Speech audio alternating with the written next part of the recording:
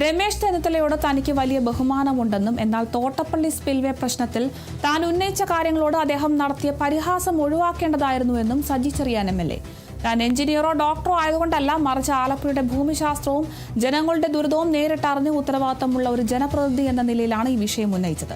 കുട്ടനാട്ടിലെ കൃഷിനാശവും കടുത്ത വെള്ളക്കെട്ടും പരിഹരിക്കാൻ സ്പിൽവേ ശാസ്ത്രീയമായി പുനർനിർമ്മിക്കുകയും തുരുമ്പെടുത്ത ഷട്ടറുകൾ മാറ്റി ഓട്ടോമാറ്റിക് സംവിധാനം ഏർപ്പെടുത്തുകയും വേണം. ഈ ഗൗരവമേറിയ ജനകീയ പ്രശ്നത്തിൽ അർഹിക്കുന്ന ഗൗരവത്തോടെയുള്ള ഇടപെടലുകളാണ് ഉണ്ടാകേണ്ടതെന്നും അദ്ദേഹം ഓർമ്മിപ്പിച്ചു.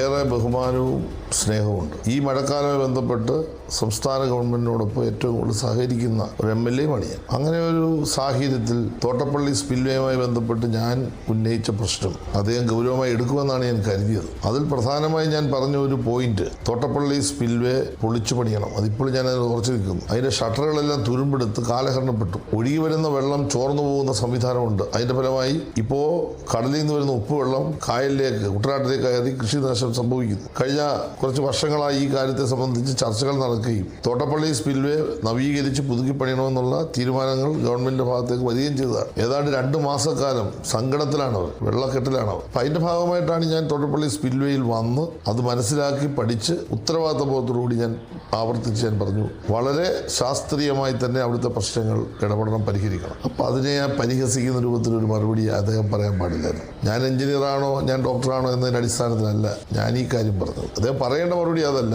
സജി ചെറിയാൻ ഉന്നയിച്ചത് ഗൗരവമായ പ്രശ്നമാണെങ്കിൽ ബന്ധപ്പെട്ട വകുപ്പ് അത് പരിഗണിക്കണം, പരിശോധിക്കണമെന്നുള്ള ഒരു രാഷ്ട്രീയ നേതാവ് എന്ന നിലയിൽ, ഒരു ഭരണാധികാരി എന്ന നിലപാടായിരുന്നു അദ്ദേഹം സ്വീകരിക്കേണ്ടത്. ആ പരിഹസിച്ചത് ഖേദകരമായി പോയി എന്ന കാര്യം അദ്ദേഹത്തെ ഓർമ്മിപ്പിക്കാൻ ഞാൻ ഈ അവസരത്തിൽ ആഗ്രഹിക്കുന്നു.